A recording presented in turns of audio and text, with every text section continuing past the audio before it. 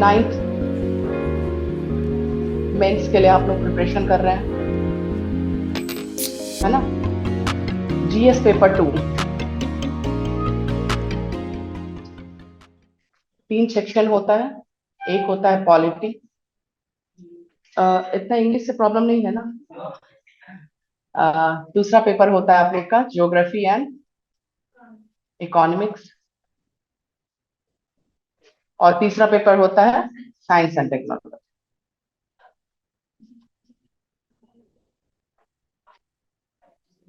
सारे 100 मार्क्स के होते हैं,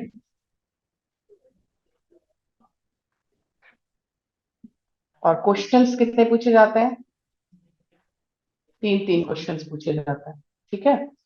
किसी में 5 रहते हैं, किसी में 4 रहते हैं, बट 3 क्वेश्चंस आपको अटेम्प्ट करने होंगे। इट मीन्स कि 100 मार्क्स में 3 क्वेश्चन, मतलब कितना मार्क्स का होगा? नहीं नहीं, हाँ हाँ, सॉरी सॉरी, हाँ। तो उसमें ये मैंने 100, इसके बारे में 100 बताया। तो 100 मार्क्स में साइंस नहीं, ज्योग्राफी एंड इकोनॉमिक्स की अगर मैं बात करूं, तो 100 मार्क्स में 3 क्वेश्चन कितने मार्क्स का होगा? एक क्वेश्चन आ उसके लिए आपको मेहनत करना। और उसमें एक सेक्शन जो है इकोनॉमिक्स में, एक सेक्शन है एग्रीकल्चर, कृषि। वो अगर आप अच्छे से कर लेते तो एक क्वेश्चन उससे आना ही आना है। तो हम लोग पहले बिहार इकोनॉमी को समझने के लिए, पहले या फिर इंडियन इकोनॉमी को समझने के लिए, पहले हम लोग सबसे पहले इकोनॉमी समझेंगे कि अर्थव्यवस्था क्या होता है। तो बता सकता है अर्थव्यवस्था क्या होता है?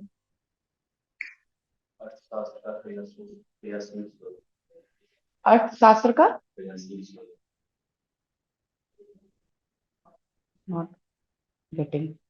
हाँ, परिभाषा क्या होता है? अर्थशास्त्र का क्रियाशील स्वरूप। हाँ, अर्थशास्त्र एक विषय है जिसमें हम लोग आर्थिक क्रियाकलापों को का अध्ययन करते हैं, है ना। लेकिन अर्थव्यवस्था क्या है? अर्थव्यवस्था जो कि आर्थिक क्रियाकलापों या फिर जो भी आपका सेक्टर्स है, उस सेक्टर्स के बारे में अगर जानना हुआ तो अर्थव्यवस्था के द्वारा हम लोग जानते हैं, ठीक है। मतलब अर्थशास्त्र में हम लोग इन सबों की पढ़ाई करते हैं। आपसे क्वेश्चन किया जाए कि किसी भी अर्थव्यवस्था को अगर आप इंप्रूव करना चाहते हैं, इंक्रीज उसके डेवलपमेंट को बढ़ाना चाहते हैं, तो आप कैसे बढ़ाइए? सिर्फ प्राइमरी सेक्टर?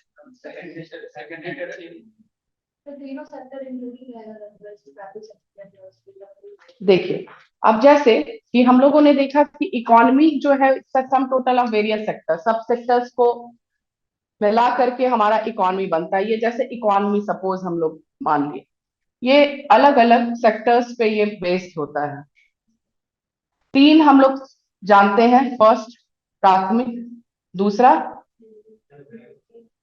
तीसरा,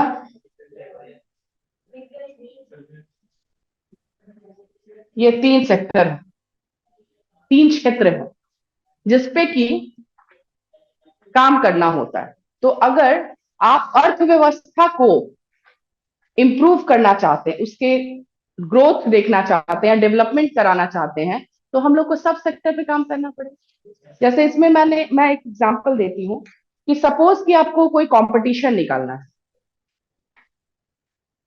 आप बीपीएससी की तैयारी के लिए आप आए, तो बीपीएससी में मेजर जो सब्जेक्ट्स होते हैं उस सब्जेक्ट्स को आपने देखा, और आपको लगा कि बाकी सब्जेक्ट्स मेरे लिए अच्छे हैं, जीएस मेरे लिए थोड़ा डिफिकल्ट है, तो आप जीएस पे ज्यादा काम करना शुरू कर दिए। उसी तरह जब यहाँ पे इंडिपेंडेंस हुआ, स्वतंत्रता मिली, तो यहाँ पे जो स्थिति था उसमें क्या था? यहाँ पूंजीवाद कूट कूट के भरा हुआ था, कैपिटलिज्म। क्यों?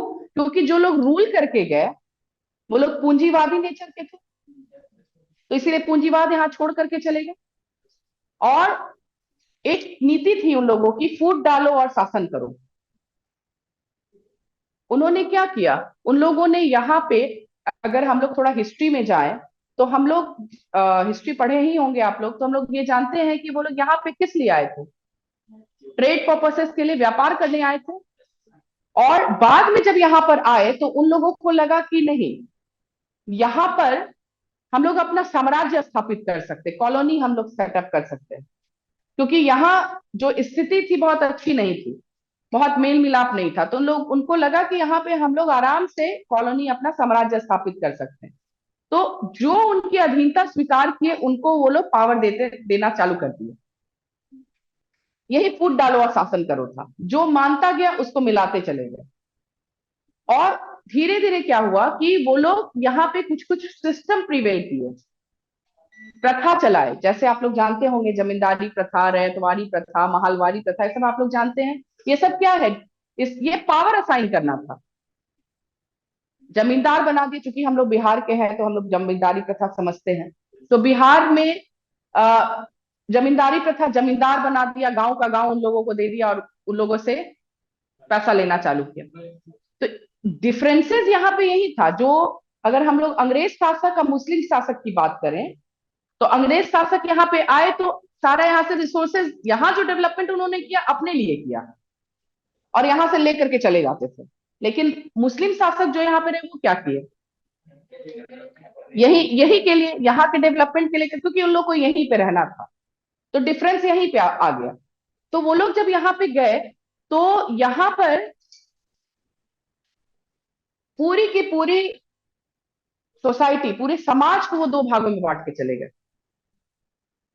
हैव और हैव नॉट। एक के पास बहुत ज्यादा था और एक के पास बिल्कुल नहीं था। मतलब रिच जो है वो रिचर थे और पुअर जो है पुअरर होते चले जा रहे थे, और एक गैप को करके चले गए।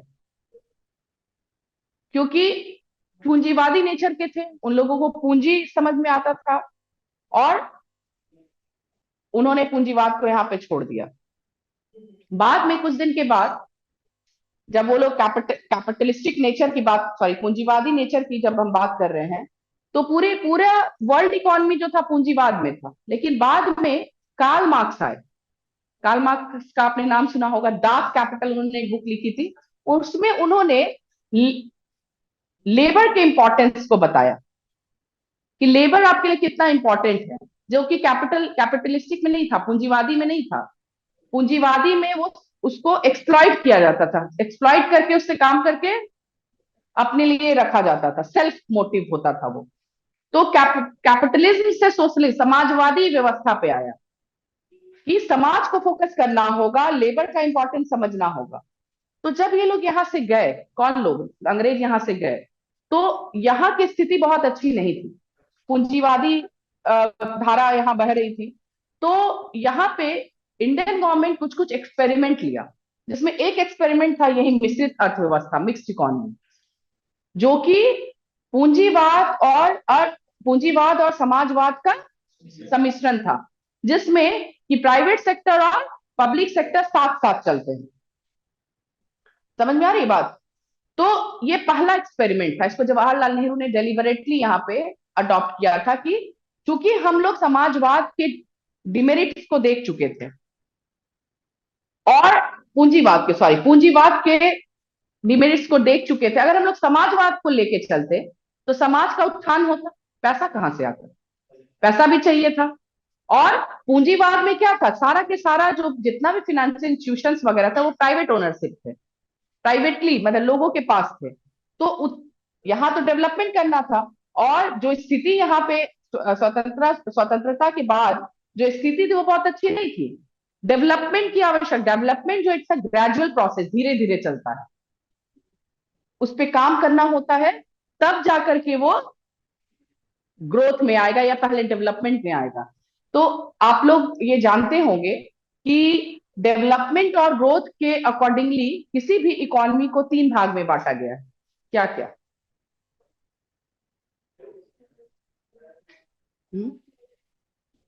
अंडर डेवलप, डेवलपिंग, हाँ, हाँ, और डेवलप, ये तीन भाग में बांटा गया है इकोनॉमी को।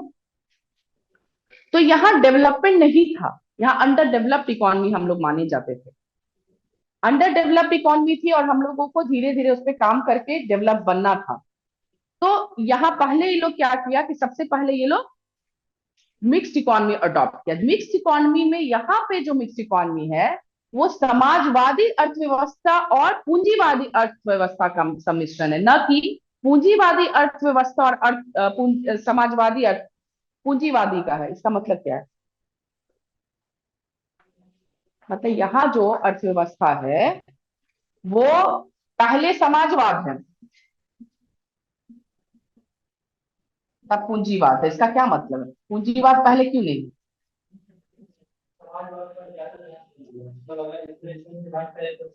क्योंकि समाजवाद किसका किसके इसमें होता है, उसमें इंपॉर्टेंस किसका होता है? गवर्नमेंट का, है ना? तो गवर्नमेंट का हर जगह कंट्रोल रहेगा।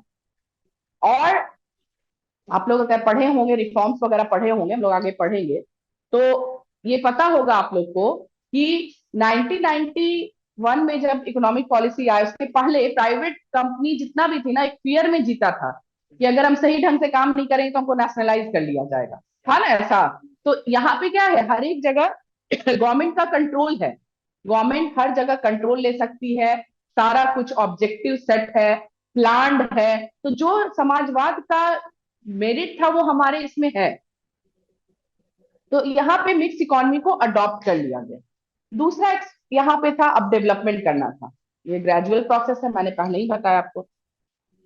इंडियन गवर्नमेंट के पास कोई मैजिकल स्टिक नहीं था कि घुमाता और हो जाता।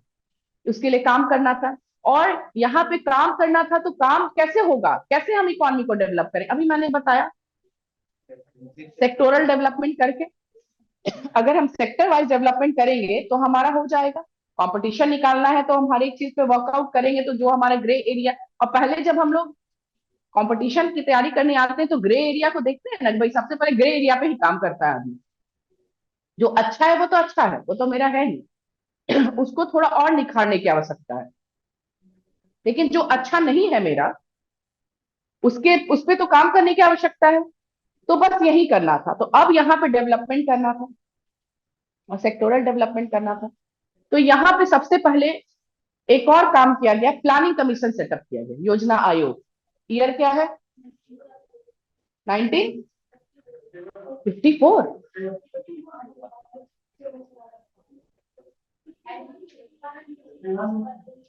51 से तो प्लान शुरू हो गया। 1950 में ना बनाया गया योजना आयोग, और तो 51 से आपको शुरू हो गया। हाँ, अब बाद में आया था वो एनडीसी, 52 में आया था। ये तो प्लान बनाता, एग्जीक्यूट तो वही ना कराता था। तो ये आया। ठीक है। प्लानिंग कमीशन को सेटअप किया गया। प्लानिंग कमीशन नॉन कॉन्स्टिट्यूशनल था, मतलब उसमें जिक्र नहीं था, बट इसको बनाया गया डेवलपमेंट पर्पसेस के लिए। और एक एक एरिया को लेकर के काम करना शुरू किया गया। तो उस समय सबसे पहले इंडियन इकोनॉमी क्या थी हमारी? सबसे प्रॉब्लम क्या था हमारा? एग्रीकल्चर। एग्रीकल्चर बेस्ड इकोनॉमी थी। 80 to 85% लोग एग्रीकल्चर पे बेस्ड थे। उसके पहले थोड़ा सा हम लोग यहाँ पे देख लें कि अगर हम लोग विशेषता देखें,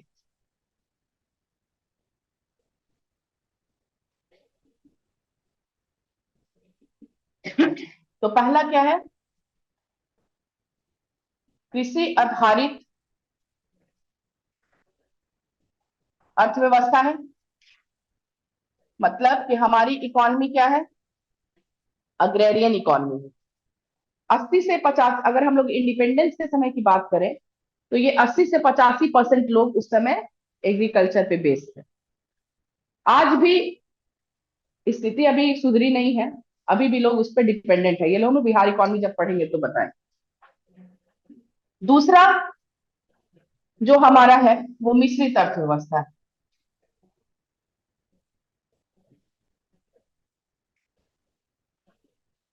मिश्रित अर्थव्यवस्था मैंने बता दिया आपको, मतलब समाजवाद और पूंजीवाद का सम्मिश्रण है ये। तीसरा,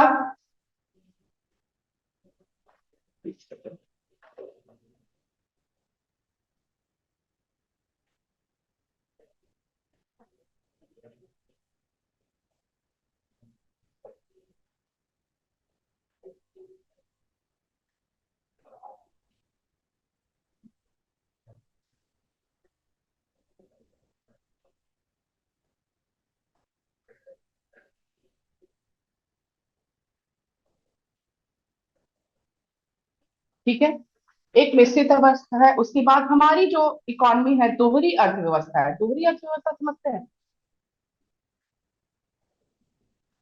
दोहरी अर्थव्यवस्था, डुअल इकोनॉमी। हाँ, नहीं, दोहरी अर्थव्यवस्था मतलब, डुअल इकोनॉमी मतलब कि हमारे यहाँ ट्रेडिशनल एग्रीकल्चर के साथ साथ मॉडर्न इंडस्ट्री को भी जोड़ा गया है। इसी को दोहरी अर्थव्यवस्था कहा जाता है। ठीक है, तो ये भी था हमारा। उसके बाद हमारी जो इकोनॉमी थी है, वो खुली अर्थव्यवस्था है। खुली अर्थव्यवस्था मतलब no restriction on export and import, है ना। आयात निर्यात पर कोई प्रतिबंध का नहीं होना खुली अर्थव्यवस्था कहलाता है। ठीक है, तो अब देखिए कि अब कृषि आधारित था, मतलब सबसे बड़ा तो हम लोग को किस पे काम करना था, किस सेक्टर पे? एग्रीकल्चर पे। उसके बाद ये क्या था, दोहरी अर्थव्यवस्था था, यानी कि इंडस्ट्री भी। तो अगर आप लोग प्लान्स पढ़े हैं तो आप लोग को पता होगा कि पहला प्लान में एग्रीकल्चर को लेके चला गया, फिर दूसरा प्लान में इंडस्ट्री को लेकर के, मतलब धीरे धीरे क्या हुआ कि इस सब पे काम किया गया। जो मैंने बताया कि इंडिपेंडेंस के जब हुआ, तो उस समय हम लोग अपने आप को क्या मानते थे, अंडर डेवलप्ड इकोनॉमी। और आज अपने आप को क्या मान रहे हैं, डेवलपिंग। डेवलप नहीं, डेवलपिंग इकोनॉमी मतलब विकासशील मान रहे हैं। ठीक है, और विकासशील क्यों मान रहे हैं, क्योंकि हम लोगों ने कुछ कुछ पैरामीटर पे काम किया।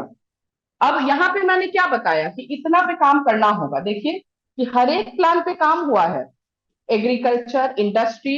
तो ये first second third, agriculture first, second industry, third फिर एग्रीकल्चर एंड इंडस्ट्री। उसके बाद सोशल सेक्टर होता है। सोशल सेक्टर में क्या क्या आता है, गरीबी और बेरोजगारी। तो आपको याद होगा कि फोर्थ फिफ्थ किसके लिए है, गरीबी। पांचवा महीना गरीबी हटाओ का नारा दी थी। उसके बाद आपको fifth six, sorry six seven eight, बेरोजगारी। नाइन एट वाला में था ना, आपको इस सब में तो था ही। और एट वाला में प्रधानमंत्री रोजगार योजना आया था 1993 में। ठीक है, तो देखिए सोशल सेक्टर पे भी काम, एक एक सेक्टर पे काम होता चला गया। उसके बाद एजुकेशन पे काम हुआ, सब पे काम हो गया, तो इंक्लूसिव ग्रोथ पे काम हुआ हुआ ना। तब ना हम लोग धीरे धीरे हम लोग पैरामीटर पे काम किए। तो और साथ ही साथ इसी बीच बीच में ये लोग इंफ्रा पे भी काम किया, इंफ्रास्ट्रक्चर पे भी ये लोग काम किया, ना, इंफ्रा पे भी काम किया। तो ऐसे ही थोड़ा ना हम लोग आज डेवलपिंग इकोनॉमी हो गए हैं। हम लोगों ने हर एक पैरामीटर पे धीरे धीरे धीरे धीरे ये लोग काम किए, गवर्नमेंट ने काम किया। और आज हम लोग अपने आप को क्या मानने लगे, विकासशील मानने लगे। ठीक है, तो ये पहला इन लोग का हो गया कि ये लोग मिश्रित अर्थव्यवस्था अडॉप्ट किया। दूसरा ये लोग योजना आयोग बनाया, और तीसरा राष्ट्रीयकरण किया बैंकों का। क्यों, क्योंकि जितना भी बैंक था, पहले ही मैंने बताया कि ब्रिटिश रूल में वो प्राइवेट हैंड में था। तो डेवलपमेंट के लिए पैसा चाहिए, अब पैसा किसके पास था, प्राइवेट हैंड में था। तो सरकार कैसे करता डेवलपमेंट, तो उस सबसे पहले क्या शुरू किया, नेशनलाइज करना शुरू कर दिया, राष्ट्रीयकरण शुरू कर दिया। मतलब अपने हाथों में लिया, तब ना डेवलपमेंट करता। पैसा रहेगा तभी तो डेवलपमेंट करेगा। सबसे बड़ा प्रॉब्लम होता है पैसा का। अगर पैसा ही नहीं रहेगा तो डेवलपमेंट कैसे होगा। तो उस पे वो लोग काम करना शुरू किया। ये इस तरह से ये लोग इतने पैरामीटर पे काम किया, तब जाकर के हम लोग अपनी इकोनॉमी को आज क्या मान रहे हैं, कि हम लोग आज डेवलपिंग इकोनॉमी है। ठीक है, तो अगर आपसे पूछता है कि इकोनॉमी को आप कैसे डेवलप कर सकते हैं, तो इकोनॉमी को हम सेक्टर को डेवलप, मतलब सेक्टर ही है, sum total of various sector है। तो सारे सेक्टर्स को, अर्थव्यवस्था को हम अगर इम्प्रूव, मतलब जो भी उसमें क्षेत्र आते हैं, सेक्टर्स आते हैं, अगर उस पर हम लोग काम कर लेंगे तो हमारी इकोनॉमी जो है वो इम्प्रूव कर जाएगी। अब देखिए पोवर्टी पे कितना सारा स्कीम गवर्नमेंट लाया, उसके बाद अनएम्प्लॉयमेंट पे कितना सारा स्कीम लाया, तब जा करके धीरे धीरे हम लोग उसके बाद फिर अगर हम लोग देखें कि 1991 में न्यू इकोनॉमिक पॉलिसी आई, लिबरलाइजेशन, प्राइवेटाइजेशन, ग्लोबलाइजेशन, तो उसके बाद भी फिर हम लोग अपने आप को फिर बाहर की अर्थव्यवस्था के साथ जोड़ना चालू कर दिए। तो हम लोग आज अपने आप को क्या मान के चल रहे हैं कि हम लोग विकासशील हो गए। ठीक है, तो ये इसकी विशेषताएं रही, और वो उसका प्रॉब्लम था जिसको कि हम लोग धीरे धीरे धीरे धीरे करके हम लोग आगे बढ़ते चले गए। अगर इंडियन इकोनॉमी का पूछता है तो इंडियन इकोनॉमी आपको लिखना है। जनरली जो क्वेश्चन आप लोग से पूछा जाता है वो बिहार की अर्थव्यवस्था पे पूछा जाता है। ठीक है, अगर कोई क्वेश्चन अगर आपसे पूछता है तो डेटा आप दोनों का देख लीजिए, रखे रहिएगा, जहां जिसका डेटा पुट करना होगा वहां डेटा सिर्फ आपको डालना होगा। ठीक है, कुछ पूछना है यहां तक में तो बोलिए। अब देखिए, अब आप लोग का ये हटा दो ना, सिलेबस आप लोग पहले लिख लीजिए। सिलेबस नहीं, टॉपिक्स लिख लीजिए। सिलेबस जो भी टॉपिक्स हम कवर करवाएंगे वो टॉपिक लिख लीजिए पहले।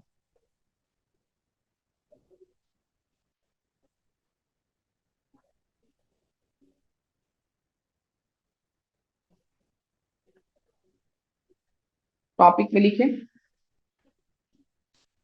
अर्थव्यवस्था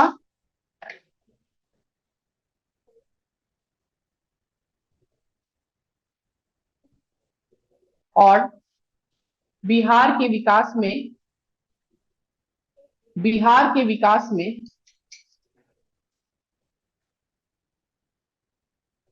बिहार के विकास में आने वाली बाधाएं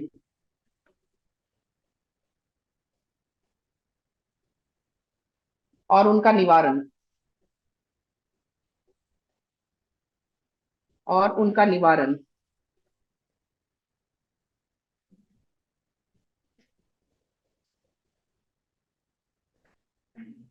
दूसरा, कृषि।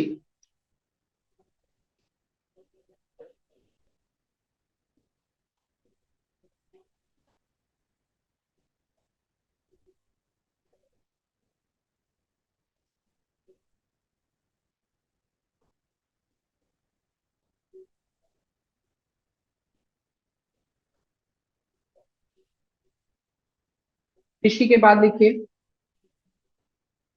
स्मॉल स्केल इंडस्ट्री, लघु उद्योग।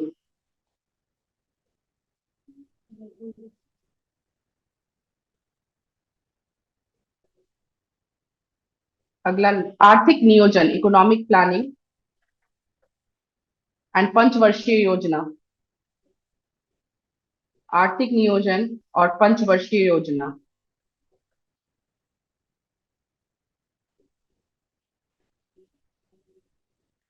आर्थिक सुधार, आर्थिक सुधार।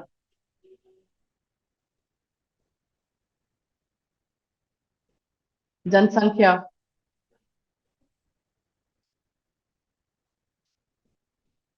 गरीबी, बेरोजगारी,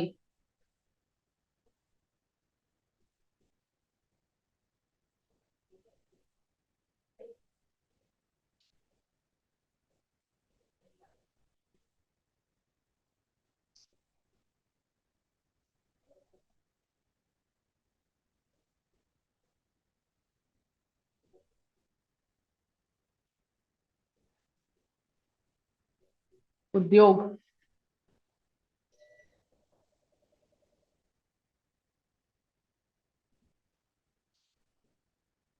बजट, इकोनॉमिक सर्वे,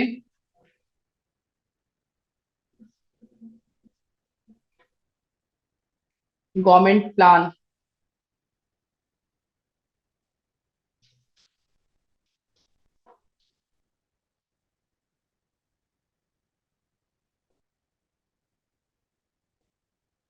WTO। ठीक है, ये जो क्वेश्चंस आए हैं अभी तक में बीपीएससी में, उसके आधार पे इतने सारे टॉपिक्स को मैंने लिया है। ठीक है, इतने सारे टॉपिक से ही क्वेश्चन पूछा गया है। अब हम आपको कंसेप्चुअल क्लास देंगे, कंसेप्ट समझा देंगे। अब उसमें आपको उसी अकॉर्डिंगली लिखना होगा। जैसे पोवर्टी मैंने लिखवाया, गरीबी मैंने लिखवाया, तो गरीबी हर कुछ बता देंगे, गरीबी का कारण बता देंगे, गरीबी का निवारण बता देंगे, गरीबी के लिए गवर्नमेंट क्या क्या किया, वो सब कुछ बता देंगे। अब इसमें क्या क्वेश्चन पूछेगा, उसके अकॉर्डिंगली आप लोगों को लिखना होगा। लास्ट जो बीपीएससी था उसके पहले क्या होता था कि आपको पेजेस दे दिया जाता था, उतने पेज में आप अपने उसी अकॉर्डिंगली आप लिख लीजिए। लेकिन लास्ट बीपीएससी से क्या किया है कि आपको क्वेश्चन देकर के 4 पेजेस दे देता है और उसमें आपको लिखना होता है। तो आप जो क्वेश्चंस लिखिएगा उस 4 पेज में लिखिएगा कि अकॉर्डिंगली जो यहां भी बनाइएगा उसी तरह से बनाइएगा। कभी भी एक क्वेश्चन नहीं रहेगा, 2 क्वेश्चन 3 क्वेश्चन उसमें डाला रहेगा, तो उस अकॉर्डिंगली आप अपना क्वेश्चंस लिखिएगा। क्वेश्चन चूंकि मेंस है तो लिखना होता है, तो ये समझना होगा कि कैसे मार्क्स आएगा। तो सबसे पहले चूंकि इकोनॉमी बेस्ड क्वेश्चन है तो डेटा होगा, डेटा लिखिएगा आप लोग। और डेटा लिखने से अच्छा है कि उसको ग्राफ में बना लीजिए या टेबल के अकॉर्ड टेबल में डाल दीजिए, तो ज्यादा दिखेगा लोगों को, है ना। तो वो उस तरह से लिखिए। दूसरा कि क्वेश्चन को प्रेजेंटेबल बनाइएगा, आंसर्स को प्रेजेंटेबल मतलब कि कुछ भी लिखिए तो वो पहले आप पॉइंट में लिखिएगा, इंट्रोडक्शन और कंक्लूजन जरूर दीजिएगा और पॉइंट में लिखिएगा, सो डैट कि वो दिख जाए। ये नहीं कि ऊपर से नीचे तक कहानी जैसे आप दे दी, अब हम ही को दीजिएगा तो हम पढ़ रहे हैं, वैसा नहीं होना चाहिए। आप वैसा लिखिएगा जो आप दिखाना चाहते हैं, जो पढ़ाना चाहते हैं, उसको जरूर अंडरलाइन कीजिएगा, सो दैट एक बार आंख से हम लोग देखें और समझ जाए कि हाँ ये क्या, इसने क्या लिखा है।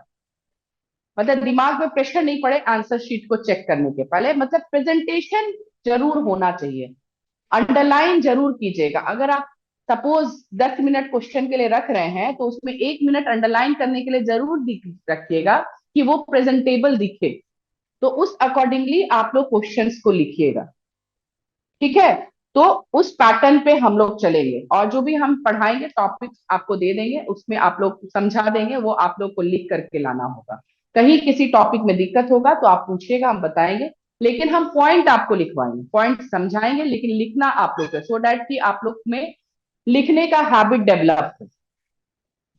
नहीं समझ में आएगा तब हम आगे उस पर काम करेंगे, लेकिन इतना तो है कि जो हम बोले वो अपने वर्ड में आप लिखने की कोशिश कीजिएगा। क्लियर है। तो पहला जो टॉपिक है हम लोग का, क्या क्वेश्चन मैंने लिखवाया। हाँ, तो इसमें जो पहला टॉपिक है वो पहला टॉपिक से हम शुरू करेंगे।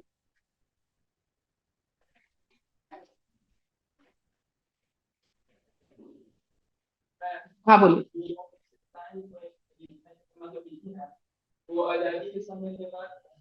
हाँ, अभी के बारे में हम आपको बता रहे हैं, अभी के बारे में बता रहे हैं।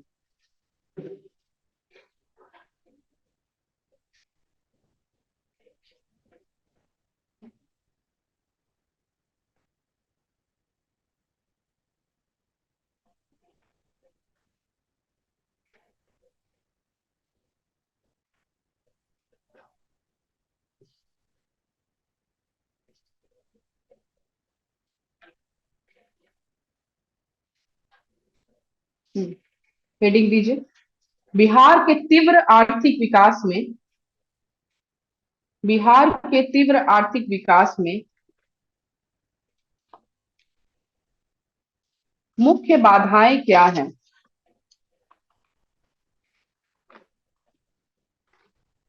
मुख्य बाधाएं क्या हैं।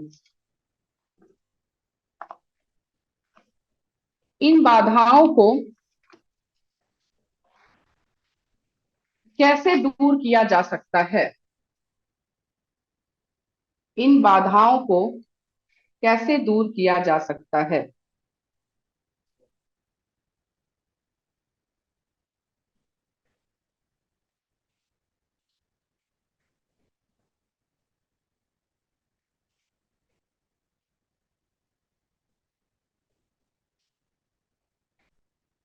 बिहार की वर्तमान स्थिति कोई बता सकता है, जीडीपी में क्या उसका पोजीशन वगैरह है।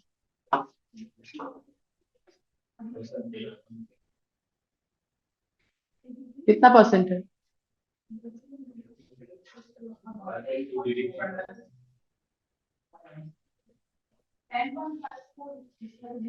10.5 को नहीं, 10.98 है, तब तो लगभग 11% है। ठीक है, देखिए बिहार की वर्तमान आर्थिक स्थिति।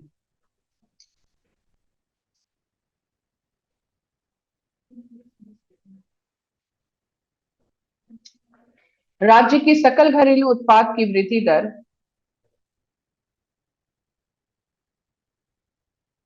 राज्य की सकल घरेलू उत्पाद की वृद्धि दर नाम मात्र मूल्य पर लगभग 15% है। लगभग 15% है।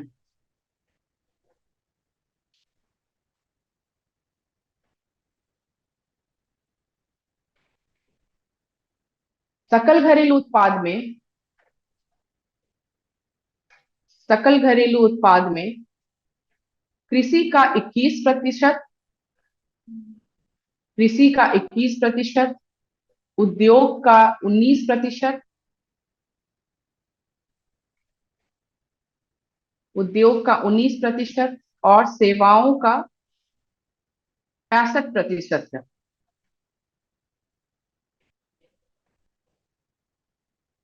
राज्य की प्रति व्यक्ति आय भारत के सभी बड़े राज्यों से राज्य की प्रति व्यक्ति आय भारत के सभी बड़े राज्यों से सबसे कम है।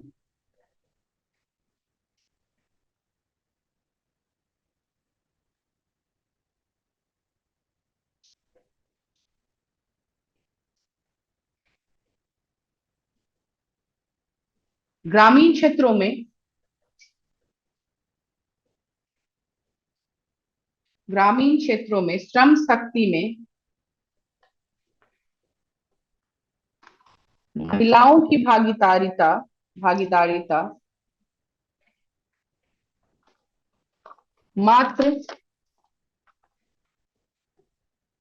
3.2% है। 3.2% है।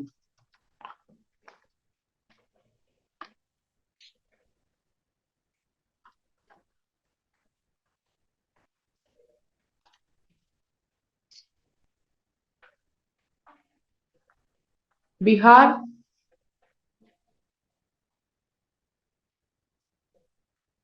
वर्तमान में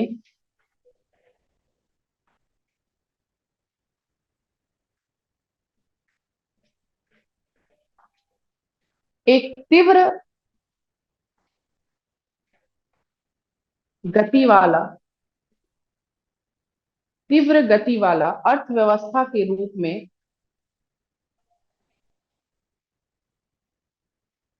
उभर कर आया है। उभर कर आया है।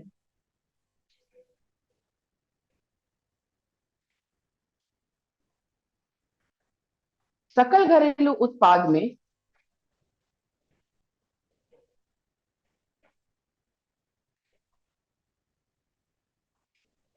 इसका योगदान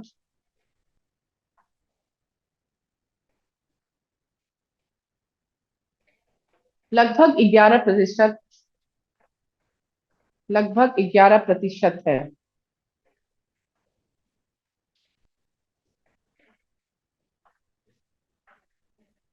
फिर भी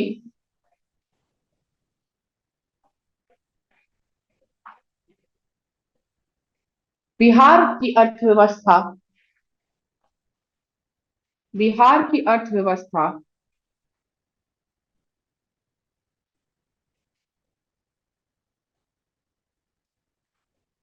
आज भी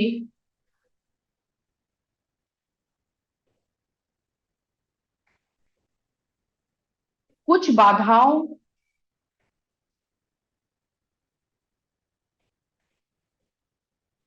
कुछ बाधाओं को झेल रही है।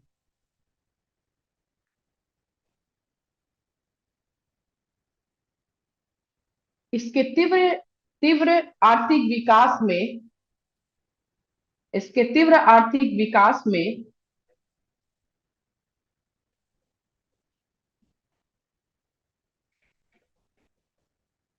निम्नलिखित बाधाएं हैं।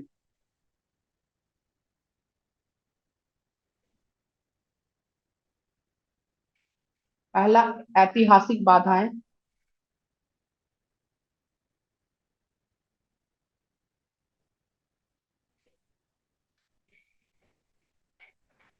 पहला, ऐतिहासिक बाधाएं।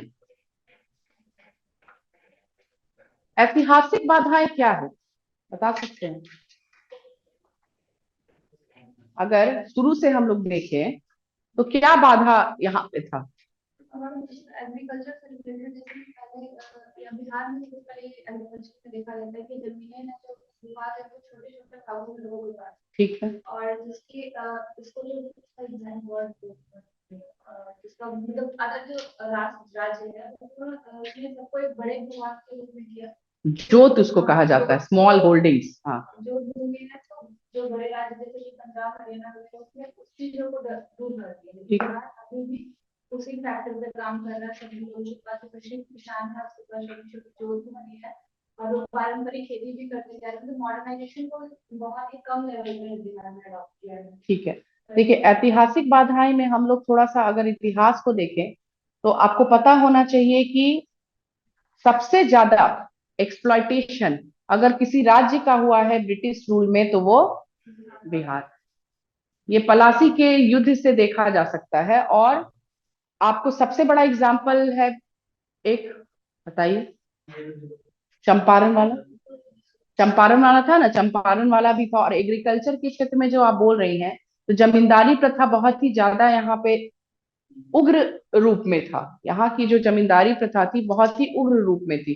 तो उससे क्या हुआ कि एग्रीकल्चर जो है वो एकदम, एग्रीकल्चर जो की स्थिति एकदम खराब होने के पीछे कारण आपका ब्रिटिश शासन भी था। ब्रिटिशर्स की जो नीति थी उसकी वजह से हमारे यहाँ बहुत बड़ा प्रॉब्लम हुआ। प्रॉब्लम ये हुआ कि जो जो लोग एक्चुअल टिलर जो थे, एक्चुअल टिलर समझते हैं, जो जमीन से, जो जमीन पे जो काम कर रहे हैं, उनको न मिलकर के लैंड ओनर्स, जमींदार, उन लोगों को ज्यादा। और इसी की वजह से ना यहाँ पे खाई हो गया, रिच और पुअर के बीच में, गरीबी अमीरी की का कहां से आ गया? इसलिए क्योंकि एक आदमी था जिसके पास गांव का गांव दिया हुआ है, और एक आदमी था जिसके पास कुछ नहीं था। इसीलिए ना यहाँ पे कुछ कुछ काम किया गया था। लैंड रिफॉर्म, लैंड रिफॉर्म याद है आप लोग को? लैंड रिफॉर्म में क्या क्या किया गया जब यहाँ पे भारत में भूमि सुधार लाया गया? तो भूमि सुधार में सबसे पहला काम क्या किया गया था? हाँ, उसको कहा जाता है कि जो कंसंट्रेशन ऑफ इकोनॉमिक पावर था वो जो एलीट क्लास के हाथ में था, उससे लेकर के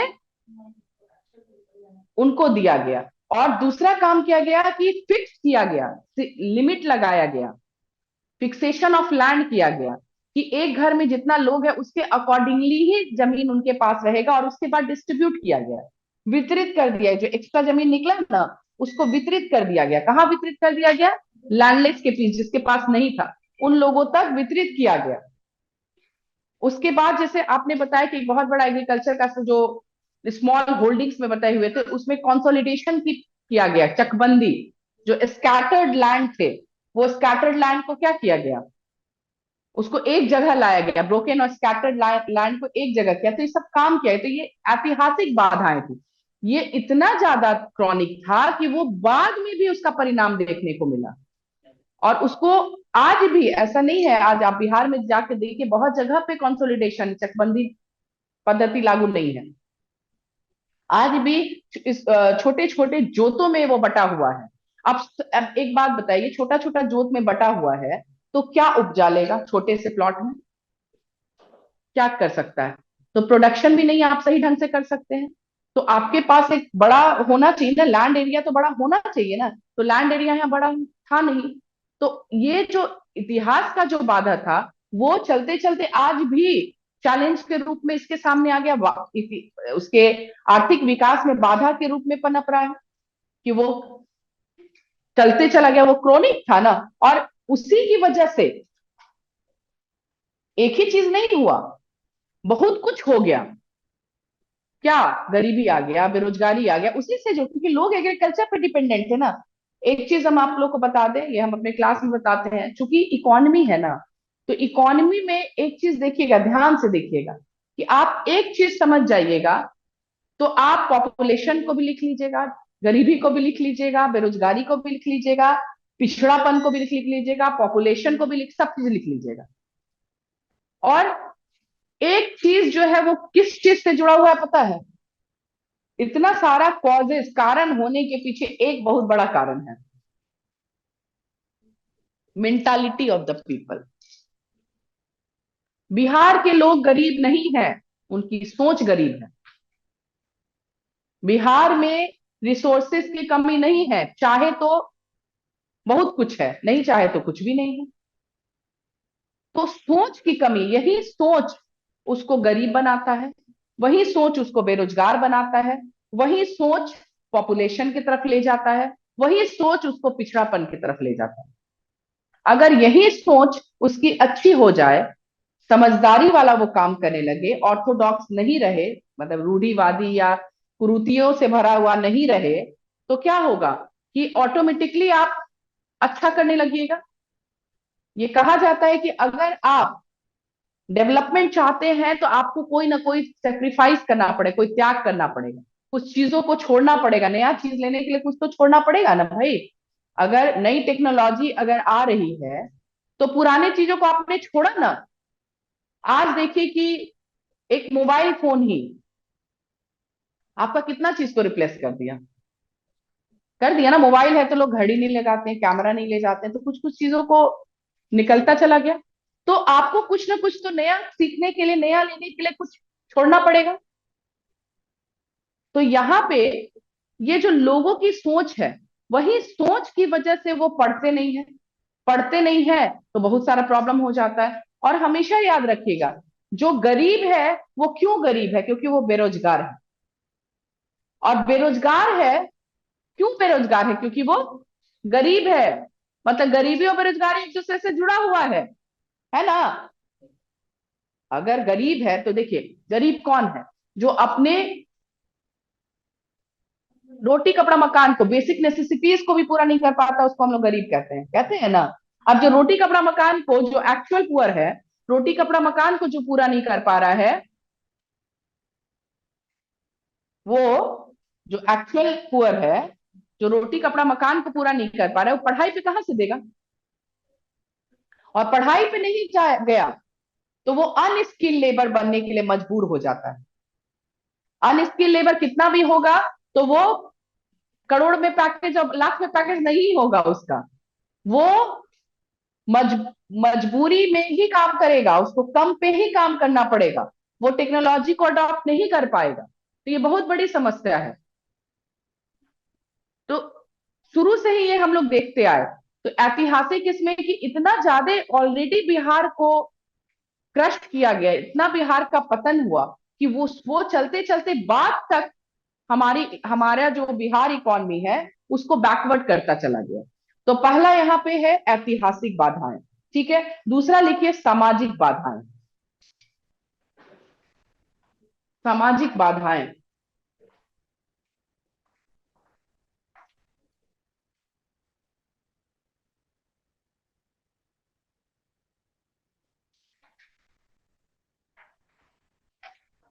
अब देखिए सामाजिक, सामाजिक मतलब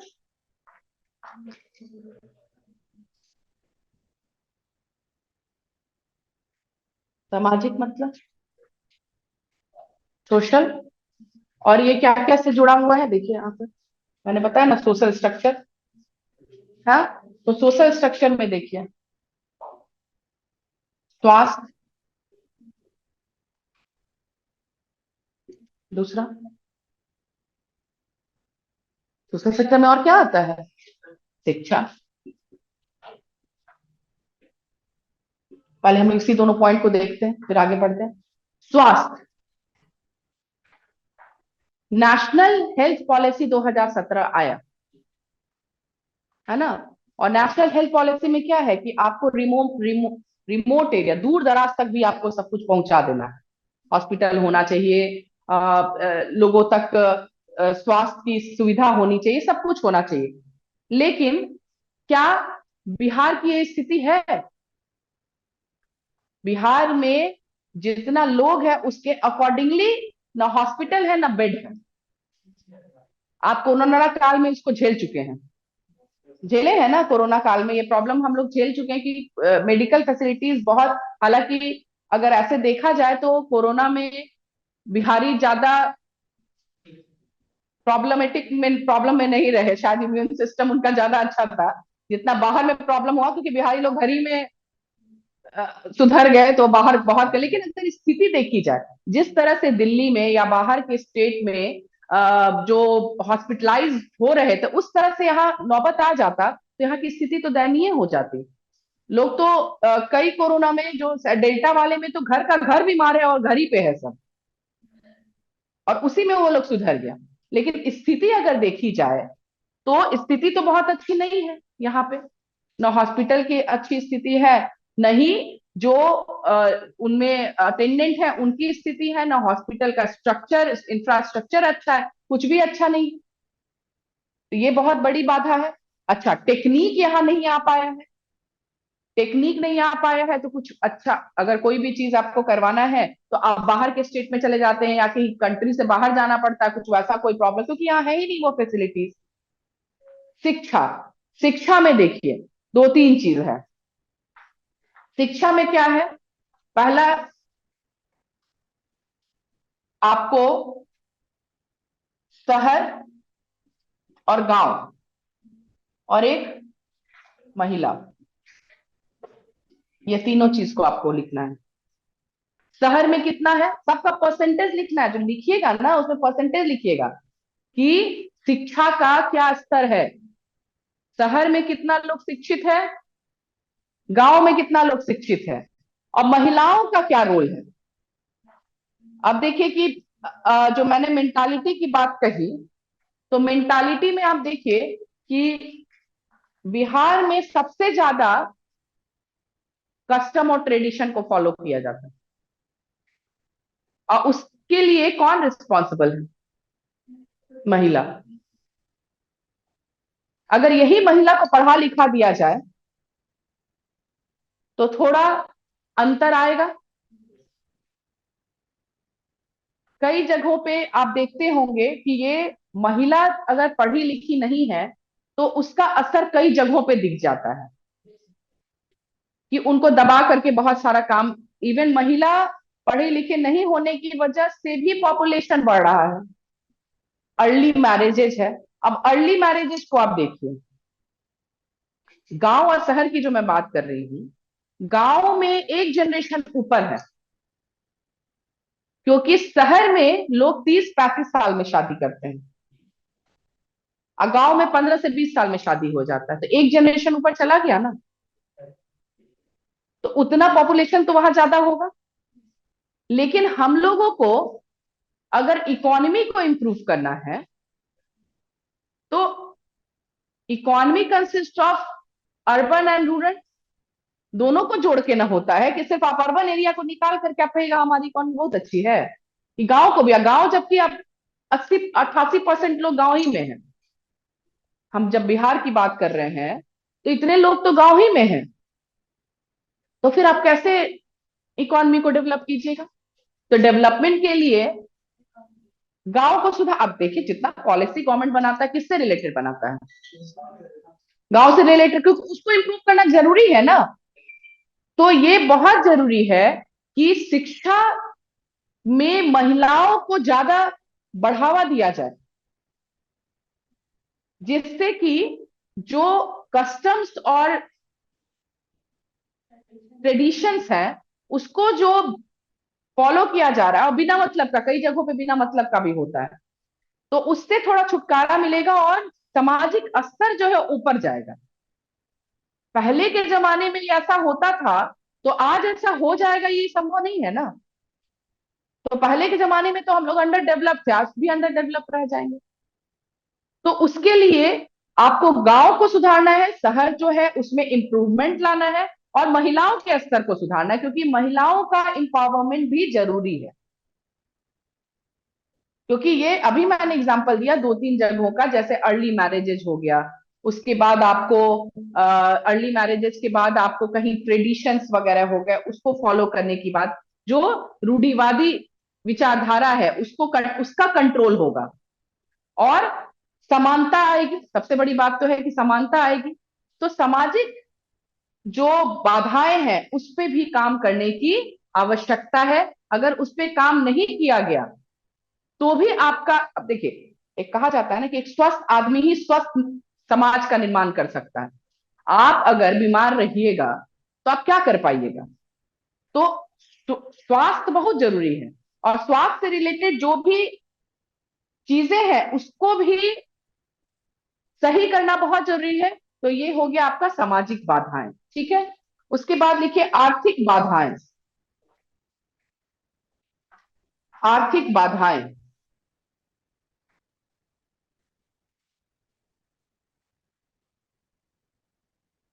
आर्थिक में क्या आएगा बताइए?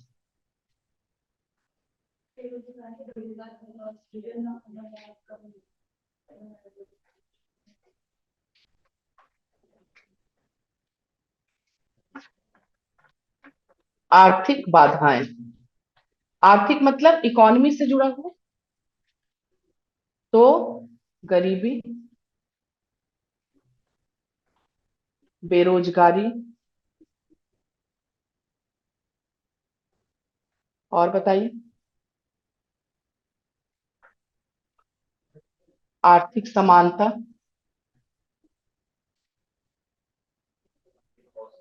क्या? हाँ, ये बाधा है, समानता लाना हम लोग सॉल्यूशन। अब आर्थिक असमानता, और बताइए, और पॉइंट बोलिए। बड़े उद्योगों का एवरेज दशक का नहीं होना एक artist.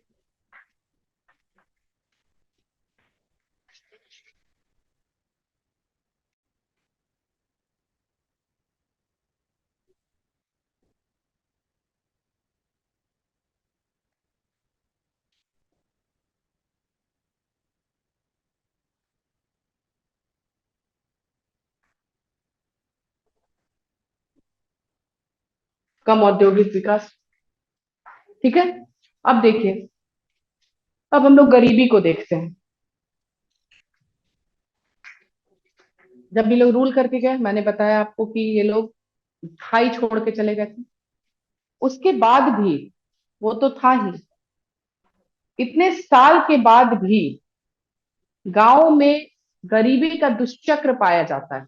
Wishes circle of poverty सुने होंगे आपने, क्या है ये?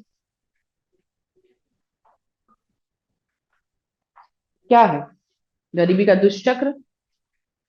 ये ऋण जाल में फंसने की वजह से होता है। जो गांव में फिनेंशियल इंस्टीट्यूशन की कमी पाई जाती है, या है भी, तो उसके पेपर वर्क का जटिल होना उन लोगों को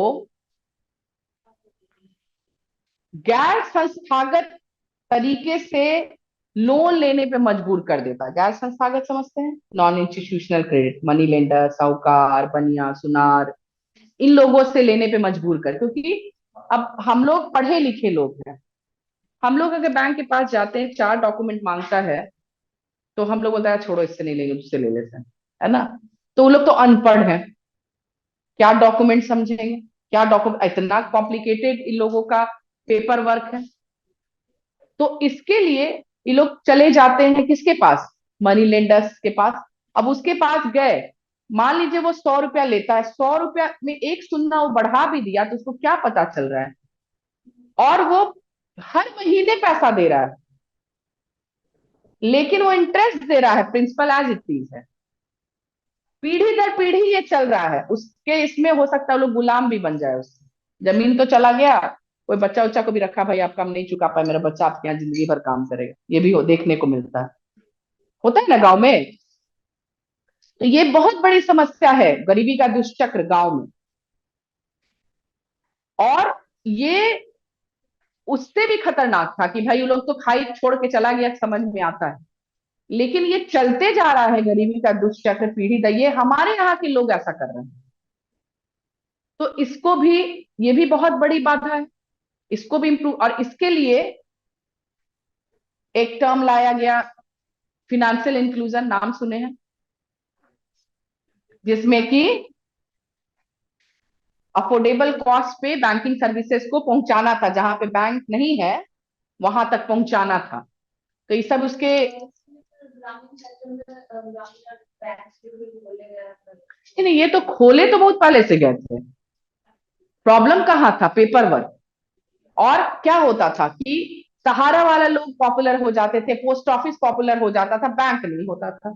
सहारा वाला आया, खुद से अकाउंट खोल लिया, खुद से पैसा ले लिया। तो ये क्या किया फिनेंशियल इंक्लूजन में? डोर टू डोर बैंकिंग, कि भाई घर पे गया, नो फ्रिल दे दिया, मतलब जीरो बैलेंस पे दे दिया, कि भाई चलो, तुमको अकाउंट ओपन करवाना ही ना प्रॉब्लम था, 150 का प्रॉब्लम था, कोई बात नहीं, तुम्हारे पास कुछ भी नहीं रहेगा तो भी हम अकाउंट खोल, कोई डॉक्यूमेंट नहीं रहेगा तो हम तुमको खोल देंगे। तो ये बहुत बड़ी समस्या थी, लोग उसके पास नहीं आते थे। तो फिनेंशियल इंक्लूजन पे काम किया गया, ये हम लोग उसको निवारण में पढ़ेंगे, ठीक है। उसके बाद बेरोजगारी। अब जैसे मैंने अभी तुरंत बताया कि अगर गरीब है तो बेरोजगार हो जाएगा, क्योंकि जो अपने रोटी कपड़ा मकान को नहीं पूरा कर पा रहा है वो पढ़ाई पे क्या जाएगा? वो कई लोग तो, अभी जो आपका मिड डे मील स्कीम है और राइट टू एजुकेशन वाला है, उसमें तो क्या बोलता है कि चलो खाने के बहाने ही चला जाएगा, उसको लिंक है ना वो तो, सबको 6 to 14 ईयर्स को प्राइमरी एजुकेशन देना है। तो बच्चे पहले भी तो था, 6 to 14 ईयर्स कहाँ जाता था, लेकिन खाने के बहाने कम से कम जाएगा तो मिड डे मील में, कुछ तो पढ़ेगा। तो बेरोजगारी भी एक बहुत बड़ा प्रॉब्लम है, एक बहुत बड़ी बात है। और ये बेरोजगारी में गांव में दिखाए, गांव में जो बेरोजगारी है वो डिस्गाइज्ड अनएम्प्लॉयमेंट था, छिपी हुई बेरोजगारी। जानते हैं क्या होता है? क्या होता है? जैसे कि कृषि व्यवस्था में जो इसके लोग भी लगे हुए हैं, जैसे जो लोग फोन पर लगे हुए हैं, उसमें से जो ऊपर हट भी जाए तो वो कितना प्रोडक्शन है उतना प्रोडक्शन मतलब उसकी प्रोडक्टिविटी जीरो है, मार्जिनल प्रोडक्टिविटी जीरो है। उसी को एक खास करके गांव में दिखता था। अब इसमें देखिए कि बाधा कैसे है, ये समझिए। जैसे कि आपसे कहा जाए कि अचीवर आईएएस का आपको सक्सेस रेट निकालना है, 2 बैचेस चल रहा है, एक बैच में 50 स्टूडेंट है, एक बैच में 50 स्टूडेंट है, एक बैच में किसी का रिजल्ट नहीं आया, लेकिन आप क्या कीजिएगा? बाई 100 कीजिएगा या बाई 60 कीजिएगा? तो जब 100 करेंगे तो 50% रिजल्ट दिखेगा, और जब 100 कर देंगे तो मतलब अरे 100 करेंगे तो 50% रिजल्ट दिखेगा, बाई 50 करेंगे तो 100% रिजल्ट दिखेगा।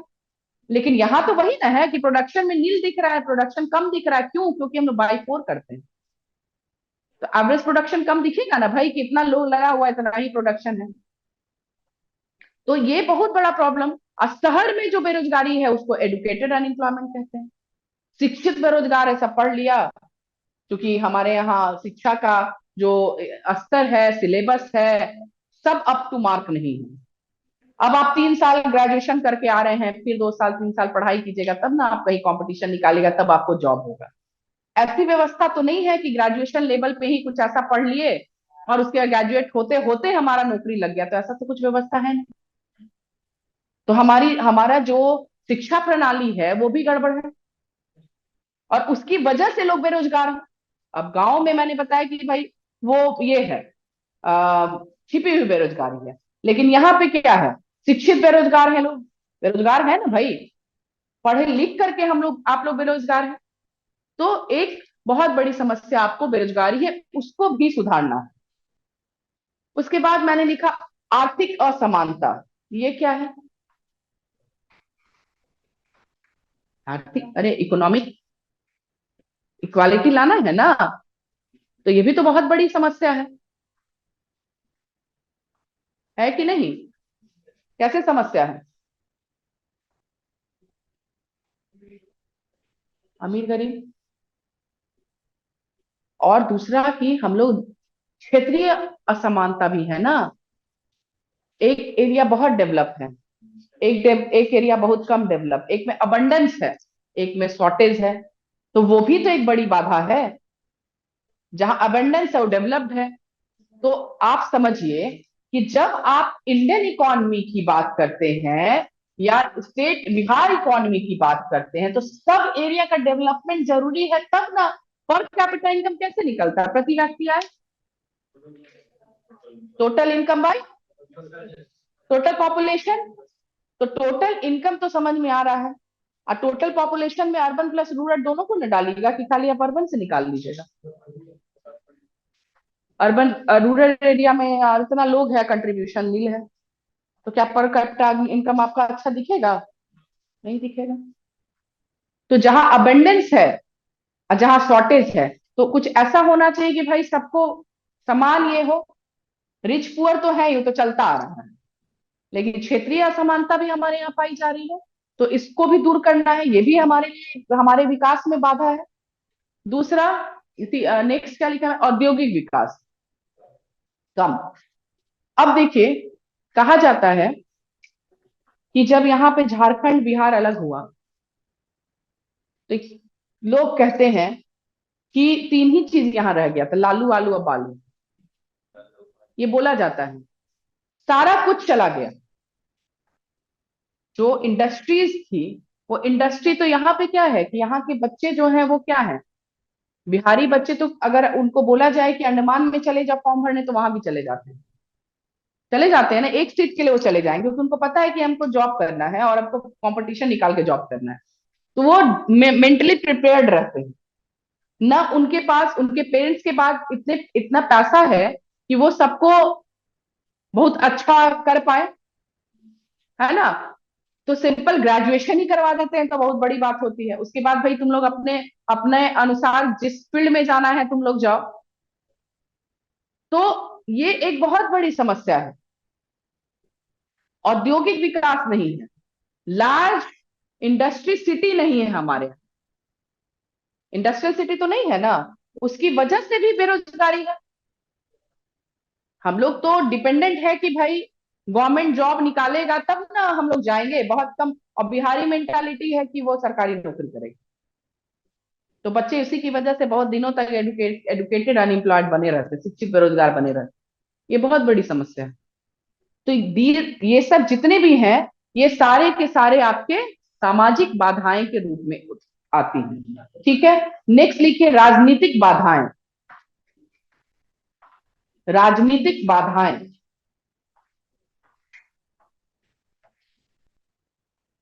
राजनीतिक बाधाएं,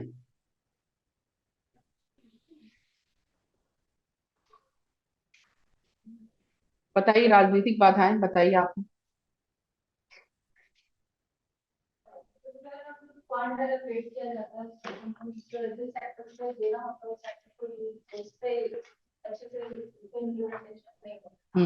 और किसी पॉलिसीज का भी अच्छे से अगर थ्रू गवर्नमेंट जैसे अलग अलग पार्टीज के लीडर्स हैं, तो उसमें भी बहुत सारे ये हो जाता है कि पॉलिसीज एक ने लागू किया, लेकिन उसको कहते हैं पॉलिटिकल इनस्टेबिलिटी, है ना। हाँ, अस्थिरता पाई जाती है यहाँ पे, ये एक बहुत बड़ी समस्या है। यहाँ टोटल आपको पता है 70 साल में कितने सीएम बने? 23। और पंजाब में मात्र 14 बने। तो जितना ज्यादा हैंड में जाएगा सत्ता, उतना ज्यादा विचारधाराएं हैं। कहा जाता है ना कि too many cook spoil the broth. ये बहुत सारा अगर आप ये दे दीजिएगा, विचारधारा अलग अलग होगा तो अलग अलग आएगा, आज ये है तो आज वो है, आज वो है, सब अपनी अपनी विचारधारा के साथ आ रहा है, तो इनस्टेबिलिटी आएगी, अस्थिरता आएगा। दूसरा एक बहुत बड़ा प्रॉब्लम है राजनीतिक बाधा में, फॉरवर्ड और बैकवर्ड क्लास का झगड़ा। ये राजनीतिक बाधा, इसकी वजह से भी यहाँ पे क्या होता है, प्रॉब्लम आता है। उसके अकॉर्ड जिसकी सत्ता है वैसा काम हो रहा है। हाँ, तो यहाँ हम लोग को मेंशन नहीं, ये पॉलिटिकल ये है, लेकिन इसका हम लोग दल का नाम तो नहीं ले रहे हैं, इसका ये हम लोग लिख सकते हैं। ठीक है, तो यहाँ पे ये भी एक बहुत बड़ा प्रॉब्लम है। जितना ज्यादा ये होगा उतना ज्यादा प्रॉब्लम क्रिएट होने लगेगा। तो पॉलिटिकल इनस्टेबिलिटी भी देखने को मिला है कि यहाँ पे एक बहुत बड़ी बाधा के रूप में उत्पन्न हुआ है। उसके बाद एक बहुत बड़ा और भी ये है कि ये जो भी जितना भी आपको करप्शन और ऑप्शन है, वो करप्शन वगैरह भी देखने को मिलता है।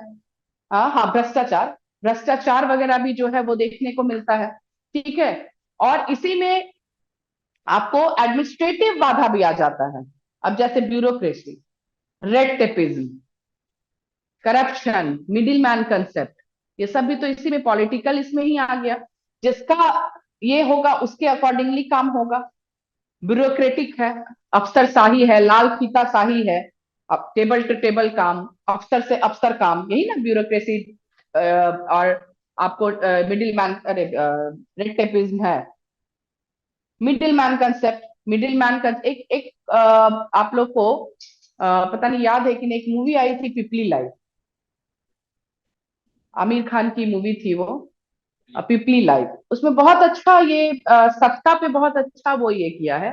वो एक कैरेक्टर उसमें नत्था, तो उन नत्था कार्ड वो सुसाइड कर लेता है, वो जो फार्मर्स जो सुसाइड कर रहे थे उसी पे कहानी बना था वो। तो नत्था, वो एक्चुअली नत्था नहीं मरा था, लेकिन नत्था को दिखाया गया कि मर गया, तो लगा कि नत्था मर गया, तो नत्था कार्ड बनाया गया। तो उसमें बहुत अच्छा दिखलाया है कि एक तो कार्ड बन गया, लोग को वो बेनिफिट भी नहीं मिल रहा है। जो सीनियर मिनिस्टर है वो जूनियर मिनिस्टर को बोला कि तुम ये काम कर दो, तो बोला कि सर हमारे पास तो फंड ही नहीं। बोला फंड का क्या जरूरत है, तुम बना दो, मिलना नहीं मिलना तो देखा जाएगा। तो ये भी बहुत चीजें हैं यहाँ पे कि बहुत सारे चीजों को का इम्प्लीमेंटेशन नहीं हो पाता है।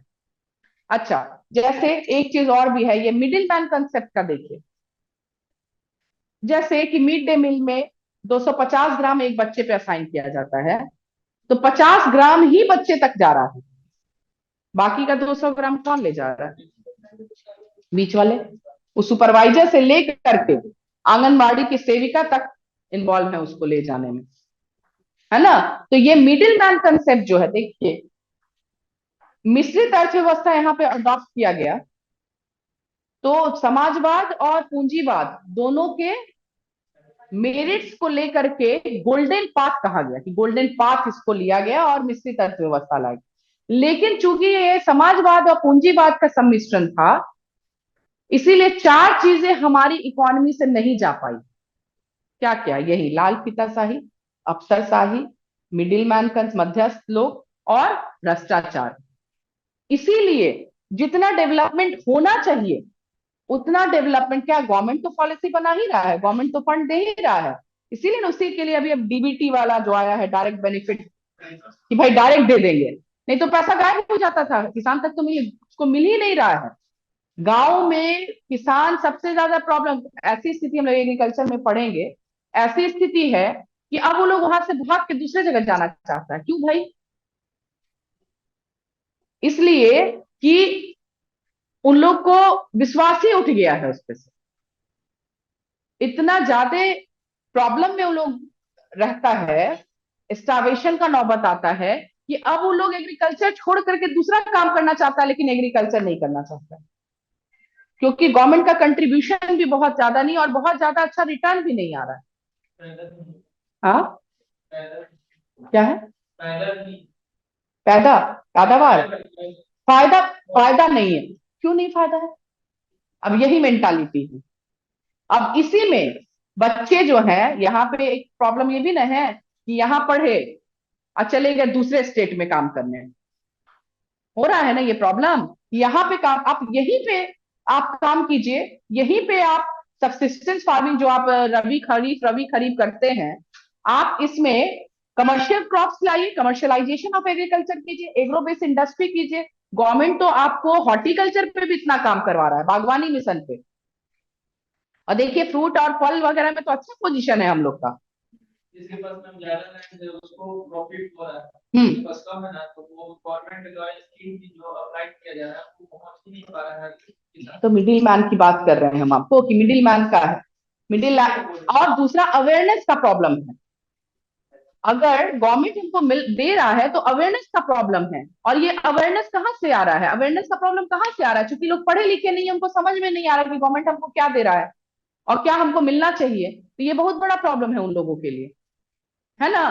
तो ये एक बहुत बड़ी समस्या है कि जो आपको राजनीतिक बाधा है, राजनीतिक बाधा में सब कुछ आ जाता है, एडमिनिस्ट्रेशन भी आ जाता है, क्योंकि जो लोग सत्ता में हैं वो अपने अकॉर्डिंगली सब कुछ को ढाल लेते हैं, और उसकी वजह से जितना मिलना चाहिए वो लोगों तक नहीं मिल पाता है। ठीक है, नेक्स्ट पॉइंट लिखिए।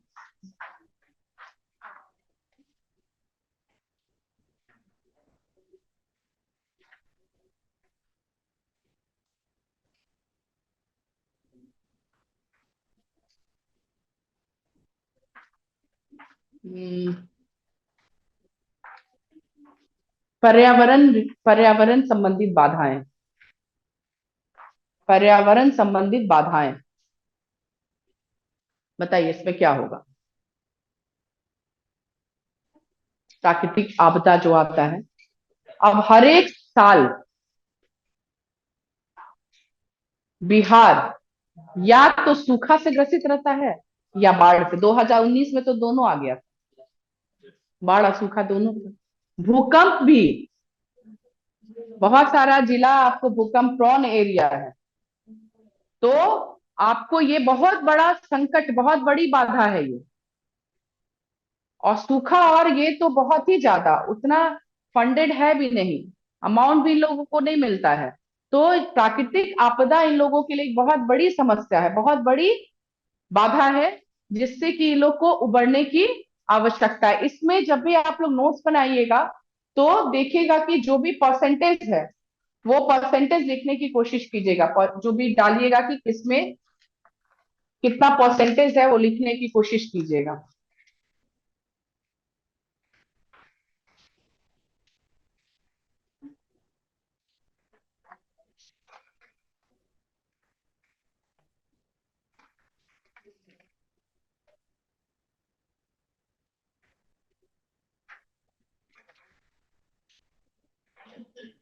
आ 16.5% लिख लीजिए, फ्लड अफेक्टेड एरिया है। 16.5% फ्लड अफेक्टेड एरिया है, और 22.1% फ्लड अफेक्टेड पॉपुलेशन है। 22.1% फ्लड अफेक्टेड पॉपुलेशन है। 38 डिस्ट्रिक्ट में 8 डिस्ट्रिक्ट जो है वो हाई प्रोन जोन में आता है अर्थक्वेक के।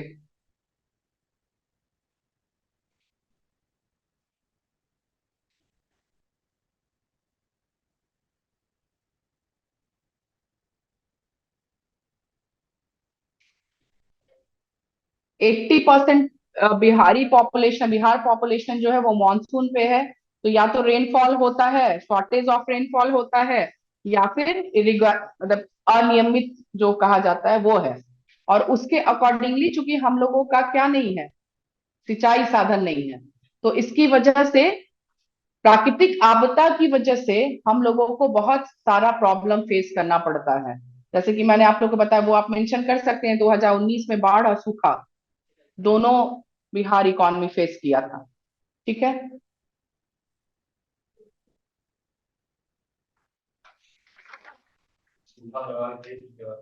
सूखा प्रभावित क्षेत्र है आपको 16.5। सूखा का नहीं, सूखा का डिटेल मेरे पास नहीं है। ठीक है, हम बाढ़ लिखवा,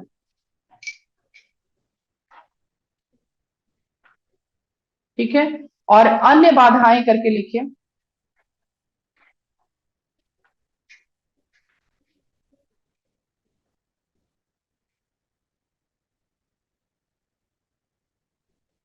लार्ज इंडस्ट्रियल सिटी का अभाव,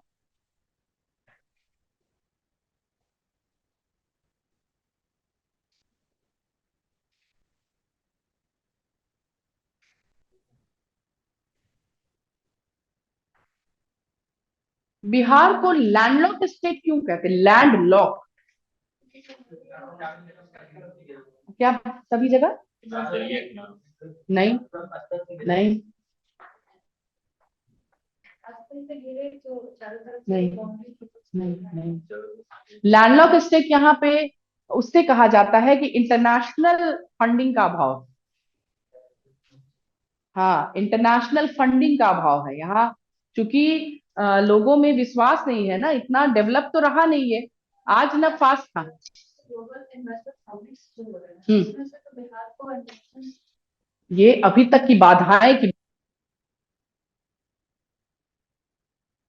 जो जो हुआ है वो हम लोग बताएंगे, है ना। ये तो जो बाधाएं फेस किया है वो हम लोग लिख रहे हैं अभी। तो उसमें वो वाले समिट की बात हम लोग करेंगे कि ये हुआ है, डिजास्टर पे काम हुआ है या इंटरनेशनल फंडिंग पे काम हुआ है, वो हम लोग उसको मेंशन करेंगे, ठीक है ना। तो इंटरनेशनल फंडिंग का अभाव है, ये एक प्रॉब्लम है यहाँ पे। दूसरा प्रॉब्लम है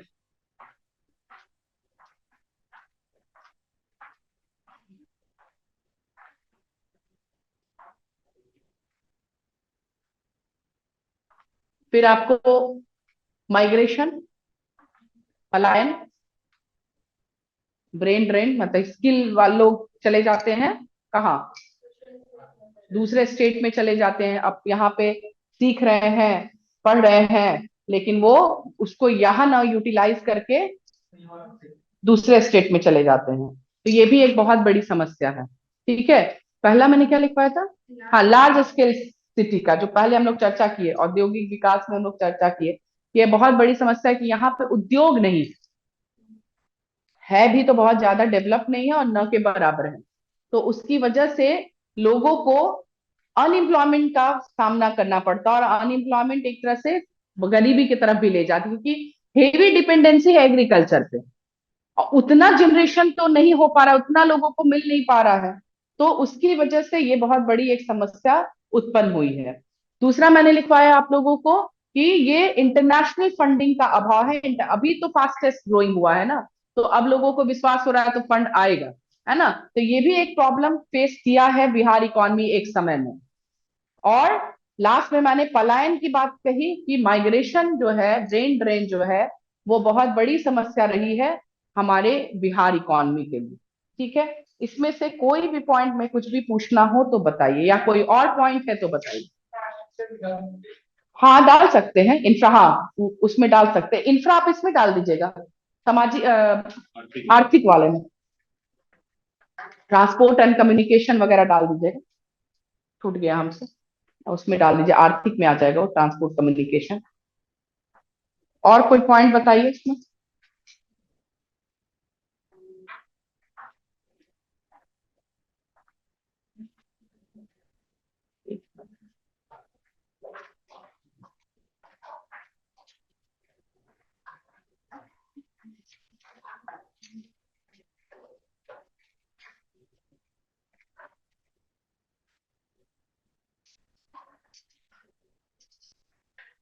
और बिहार जो है मोस्टली, मतलब मोस्ट डेंसली पॉपुलेटेड है, इसमें 1106 पर्सन पर स्क्वायर किलोमीटर है, 1106, 1106 पर्सन पर स्क्वायर किलोमीटर है, as compare to 382 in India.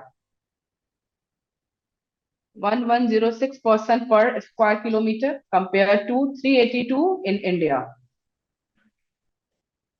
Third largest population है।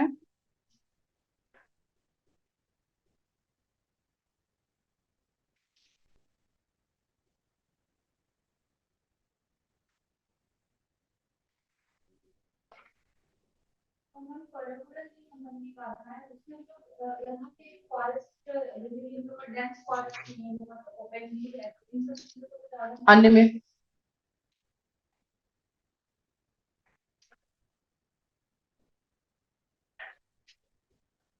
रोड लेंथ में जो आपने इंफ्रा की बात कही है, ट्रांसपोर्टेशन में, वो पर लाख ऑफ पॉपुलेशन है, ठीक है। और ये सेकंड लोएस्ट है after Jammu and Kashmir. Road का कंडीशन यहाँ सेकंड लोएस्ट है आफ्टर जम्मू एंड कश्मीर, ठीक है। 63% क्रॉप एरिया ही इरिगेशन के अंडर में है, सिंचाई में है, 63%। जो डेटा है वो डेटा उसको डाल दीजिएगा।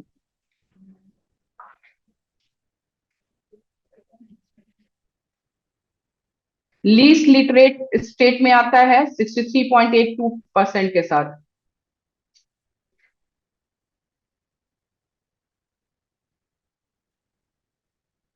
सिक्सटी थ्री पॉइंट 82% के साथ। लोएस्ट बेड पॉपुलेशन है यहाँ, लोएस्ट बेड मतलब बेड का जो हम अभी जिक्र कर रहे थे, हाँ लोएस्ट है with one hospital bed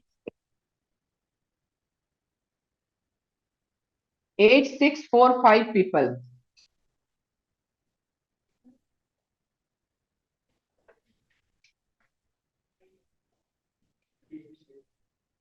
at six four five. Poverty ratio Bihar का है 33.7%, 33.7%। और नेशनल लेवल है 21.9%, 33.7%। और नेशनल लेवल है 21.9%।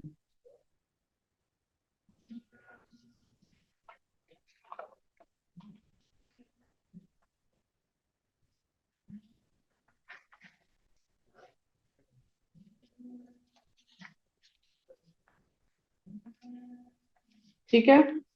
और जो डालिएगा डेटा वगैरह कोशिश कीजिएगा ग्राफ वगैरह में, उसमें डालने की कोशिश कीजिएगा। ये हम लोगों ने आज मुख्य बाधाएं पढ़ी।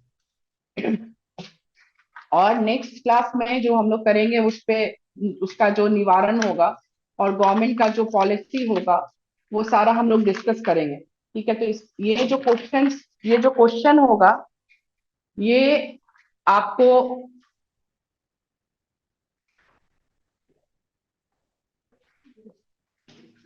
ये एक क्वेश्चन नहीं होगा जो आज किए हैं, इसके साथ एक और क्वेश्चन लिंक रहेगा या तो निवारण। ठीक है ना। तो इसीलिए अभी जो बनाइएगा आप अपने अकॉर्डिंगली बना लीजिएगा और वहां पे जैसा क्वेश्चन रहेगा उसके अकॉर्डिंगली फिर आप लोग लिखिएगा। तो मटेरियल रहना चाहिए सो दैट कि वहां जैसा क्वेश्चन रहे उसके अकॉर्डिंगली हम लोग लिख सके। ये जो आपको नेचुरल डिजास्टर वाला हम बता रहे हैं, तो नेचुरल डिजास्टर का भी एक छोटा क्वेश्चन है, किसी के साथ लिंक करके एक क्वेश्चन आया था। तो उसमें आपको बाढ़ का पूरा आपको पता होना चाहिए डेटा, आपको अर्थक्वेक का डेटा पता होना चाहिए। तो ये सब, ये तो मैंने क्या बताया कि हम कंसेप्चुअल क्लास आपको दे देंगे कि ये चीजें हैं। क्वेश्चन क्या पूछेगा ये हम नहीं जानते हैं, लेकिन ये हम आपको बता देंगे जो हम लोग मैंने एनालाइज किया है उससे उतना करके, अगर उतना टॉपिक करके कंसेप्ट पूरा अगर आप करके जाते हैं तो 85% क्वेश्चन आपका इसके इर्द गिर्द ही रहेगा। अब नॉर्मल क्वेश्चंस की बात हम नहीं कर रहे हैं, लेकिन जनरली जो हम लोग एनालाइज कर रहे हैं उसके आधार पर हम लोग इतना सारा आपके पास टॉपिक लाए हैं और उस टॉपिक पे हम लोग विचार करेंगे और उस पे फिर आप लोग लिखिएगा। और कोशिश कीजिए अपने वर्ड में लिखने की। तो अपने वर्ड में लिखिएगा तो फिर जैसा भी क्वेश्चन होगा उसको फिर आप लोग वहां पे लिख पाइएगा। डेटा वगैरह आप ले सकते हैं, जो ऑथेंटिक साइट होगा उससे आप डेटा ले लीजिएगा। बहुत सारा साइट रहता है, सब पे नहीं जाए, जो भारत सरकार का होगा ऑथेंटिक डेटा होगा उस पे जाकर के आप डेटा वगैरह को लिख सकते हैं। तो इस क्वेश्चन को कल लिख करके लेके आइए। ठीक है। कुछ पूछना है इसमें?